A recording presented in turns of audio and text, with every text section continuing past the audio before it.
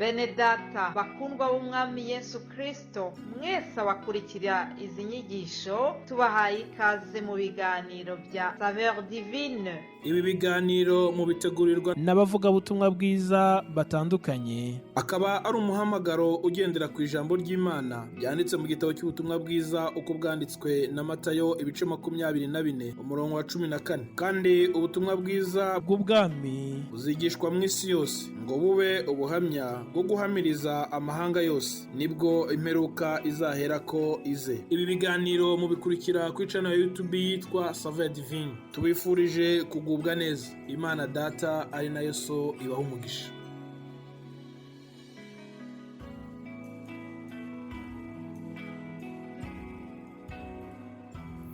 Ndabaramukije inshuti bene data, inshuti bakundwa umwami wacu Yesu Kristo, muri kumwe na mwene So Ntakarutimana Eric. Turashimiye Imana mushobora byose, yoyo ituzigama ikabana natwe muri iki gikorwa. Ndashimiye kandi zimva mutima abakozi b'Imana batwitangiye imbere bamaze indwi yose ariko ravuga ijambo ry'Imana. Turashimiye kandi n'umukozi w'Imana Immaculée Nyiraneza. Imana ashize mwiri yerekwa yivuga butumwa biciye ku rubuga kugira ngo ubutumwa bwiza bukwira isi yose, abantu benshi bumvirize ubutumwa bwiza bwacinga ahantu. Rero kandi turashimira ababwumviriza, Imana ibahezagire kandi bakomeze amajambo y'Imana avugwa biciye kuri rubuga agiri ahabakuye n'abashikanye. Imana nishimwe cyane. Rero turasangira amajambo y'Imana dusanga mu butumwa bwiza bwa Yohana ni igice cya 16 ku murongo wa 33 havuga ngo ivyo mbibabwiye kugira ngo mugire amahoro muri jewe, mwisi muri n'amarushwa, ariko nimuhumure jewe naranesheje isi. Bene data, n'iri jambo twaronse kugira ngo tuganire ko turivuge ko abakozi b'Imana bayitangiye imbere baravuze ko iyi ndwi iraheze amajambo y'Imana turiko turayumva.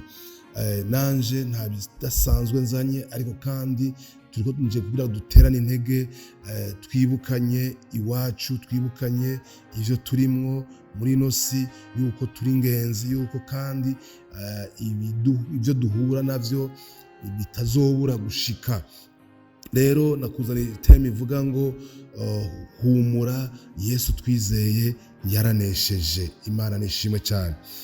Kugira ngo Yesu avuge aya majambo, hari andi majambo yaraje kubabwira yuko misiyo yiwe igiye gurangira yo muri ino si, agiye gusubira kwa Data. Rero abigishwa byumvikana ko batangaye, bari bazi kumbe ko Yesu bazogumana, bari bazi ko bazomwimika akaba umwami w'Abisirayeli kugira ngo abakure kw'ingoma y'Abaroma bari mu bukoroni bw'Abaroma. Bagira bati turaronsa umwami akora ibitangaza, umwami akundana, agiye kudukura ko ingoma y'Abaroma. Kandi bari bazi ko Mesiya azoza kwima ingoma kugira ngo kize Abisirayeli ubukoroni barimo. Ariko Yesu Kristo icari cyamuzanye yaje kurokora abantu mu buryo bw'imwemu, kurokora abantu imitima y'abantu. Ntiyaje kuganza mw'isi wo mwami w'isi, oya yaje kuganza imitima yamwizeye yamwemeye. Yaje kugira ngo avuge ubutumwa bwiza, ababoshwe babohoke, abantu bagira umwidegemvyo wo mu ijambo ry'Imana, abantu bamenye umucunguzi wabo. Yaje Kristo kumenyesha inkuru nziza y'ubwami bw'Imana. Rero ngaha ku gice cya 15 muri ubutumwa bwiza bwa Yohana nyene umurongo wa 18 hari amajambo yababwira isi ingene imeze kandi kwizobanka. Ababwira ngo isi niyabanka mumenye ko jewe yabanje kunyanka itarabanka. Iyo muba bisi, isi iba ikunze icayo, maze kuko mutarabisi ariko nabatoranije mu bisi, nico gituma isi ibanka. Haleluya. Bene data, muri no rugendo turimwo muri ino si, turi mu rugendo ruja mu ijuru. Duca muri ino si turengana tuja kwa data tuja ku muremyi yaturemye. Rero mugabo umwanya tutarayiva mu isi ngo tugende dushike iwacu, hariho kungene isi itubona, hari kungene isi ituraba. By'ukuri umuntu akijijwe akinjira muri Yesu Kristo, akakira umwami, akaba ari muganza, ubwami bw'isi nabwo buca bumwanka. Ko Yesu ari amajambo yavuze ngo ntawe usaba abami babiri, ntawe usaba itunga n'Imana. Byumvikana ko hariho abami babiri, hariho ubwami buboneka bw'isi bugaragara, hariho n'ubwami bw'Imana butaboneka bubonwa n'ababwakiriye babwinjiyemwo. Imana nishimwe cyane. Rero ngaha ababwira ati isi niyabanka mumenye ko jewe yabanje kunyanka itarabanka. Iyo muba bisi isa ibekunze icyayo, ni ukuvuga isi niyadukunda, isi niyatuvuga neza, ni ukuvuga isi izoba ikunze icyayo, tuzoba tubaye abisi, ni ukuvuga ko tuzoba twavuye muri bwa bwami bwacu. Rero byumvikana guhamwa, kwankwa ari uko wakira umwami Yesu, gutukwa, gukengerwa, gusuzugurwa, ivyo tubimenye ko muri nosi bizodushikira bene data. Abantu bakira umwami Yesu, byumvikana ko muri nosi tuzogenda turahura n'ibibazo bitandukanye. Ariko kandi Yesu Kristo yacababwira ijambo rikomeye cyane kuri umurongo twasomye mu gice cya 16 muri ubutumwa bwiza bwa Yohana ku murongo wa 33, acavuga ngo ivyo ndabibabwiye kugira ngo mugire amahoro muri jewe. Haleluya. Ni ijambo rikomeye cyane rivuga ngo uza kugira amahoro muri nosi ni uwinjira muri Yesu. Uza kugira amahirwe yuko ushobora kuba muri nosi ni ukuwinjira muri Yesu Kristo. Avuga ngo mugire amahoro muri jewe. Mbe twogira amahoro muri Yesu gute? Nuko tumwinjiramo tukamwakira, akatubera umwami n'umukiza muri byose. Haleluya. Kuba umwami wemera kuganzwa nawe, kuba umukiza wemera ko gukiza ibikugora byose. Ni ukuvuga ibigushikira, ivyo ugenda urahura muri nosi, menya ko ufise umukiza yanesheje. Yesu Kristo acabwira ngo ariko muhumure, jewe naranesheje isi. Haleluya.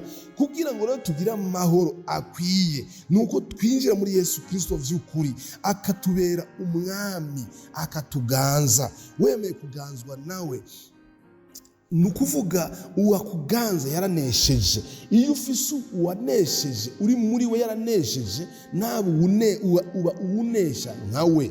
Imana nishimwe cyane. Kugira ngo dushobore kuba muri nosi kandi tuvuge ubutumwa bwiza kandi tuyikorere tudafise ubwoba, tutajugumizwa n'ivyinosi, nuko tumenya neza ko umwami wacu yanesheje. Hanyuma ivyo tuza turahura navyo tukamenya yuko ari amageragezo dutegerezwa gucamwo kandi tutegerezwa kunesha, kuko umwami wacu yanesheje. Hanyuma kandi uyo mwami wacu ni n'umukiza, arashoboye kudukiza ivyo tugenda turahura muri nosi.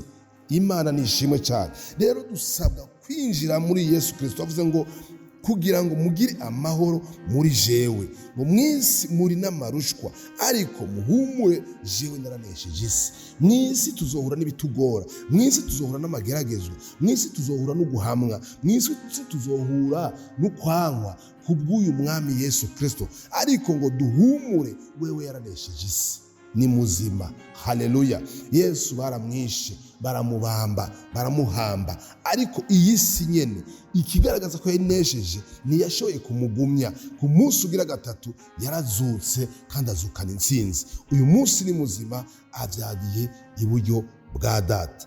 Haleluya. Imana nishimwe cyane. Hari n'indi jambo yavuze mu cete Paulo yandikiye Timoteyo, yanditse ijambo rivuga ngo icete cya 2 Paulo yandikiye Timoteyo, yavuze ngo mu cete cya 2 Paulo yandikiye Timoteyo igice cya 3 ku murongo wa 12, yavuze ijambo rikomeye cyane. Yesu Kristo, Paulo yabwiye ijambo rikomeye cyane Timoteyo. Yavuze ngo mbere abagomba bose kugenda bubaha Imana bari muri Kristo Yesu bazohamwa. Haleluya. Ngo abagomba kugenda bubaha Imana, abantu bose bagomba kugenda bubaha Imana bari muri Kristo Yesu bazohamwa. Imana nishimwe. Bene data, tumenye rero muri ino si ibyo tujya turahura navyo. Niwahura n'ibikugerageza, ntucike intege, ntugire ubwoba, ntiwifuze kubivamo. Ni ivyavuzwe yuko iyi si itashobora kudukunda. Mu gihe dukunda naho izoba ikunze icyayo, ntizoba tukiri abana b'Imana, tuzoba twabivuyemo. Ariko nitwabona itwanga, duhumure, dufise umwami yanesheje isi. Haleluya. Rero mwene data, ivyo ugenda urahura navyo ntibiguce intege. Uko kwanywa, guhamwa,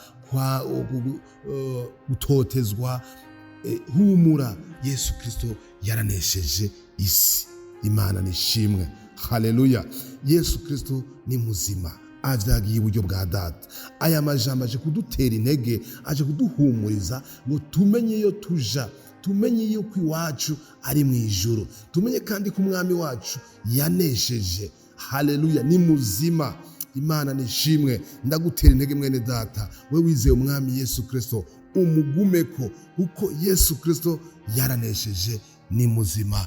Imana iguheza yumvise ijambo kandi gukomeze mu vyo uri kuhura navyo. Imana igushigikire, Imana ubane nayo, Imana uyigumeko. Yesu Kristo ushize kumwizera kuko yaranesheje, ni muzima. Haleluya. Amen. Amen.